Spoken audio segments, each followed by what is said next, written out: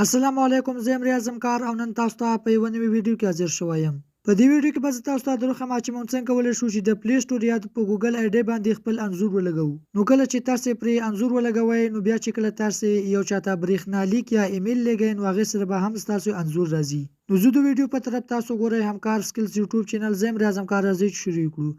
نو ډېره اسانه او ایزي طریقه ده. د دې لپاره به تاسې خپل پلی سټور راخلاص کړئ او کله چې تاسې پلی سټور راخلاص کړئ نو دلته به تاسې په همدې نښان باندې کلیک وکړئ او دلته تاسو ته ښکاري منیج یور ګوګل اکاونټ، په همدې به تاسې کلیک وکړئ او دلته به موږ ته دا ډول صفحه راخلاص شي. ښکته تاسو ته شنه بټن ښکاري، په همدې به تاسې کلیک وکړئ او دلته به تاسو ته دا ډول صفحه راخلاص شي. په دې ځای کې به تاسې پرسونل انفو باندې کلیک وکړئ او دلته تاسو ته دغه اپشن ښکاري، په همدې به تاسې کلیک وکړئ او تاسو به په سیټ پروفایل پټو باندې کلیک وکړئ او په چوز پټو باندې به کلیک وکړئ او دلته به اوس موږ راولي خپل ګیلرۍ ته او له ګیلرۍ څخه به زه اوس یو انځور ورته انتخاب کړم.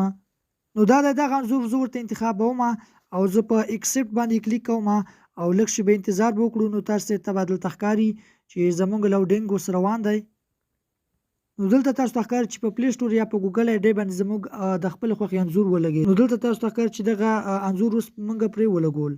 نو اوس که موږ یو چاته برېښنالیک یا ایمیل لیږو نو هغې سره به هم زموږ دغه انځور راځي.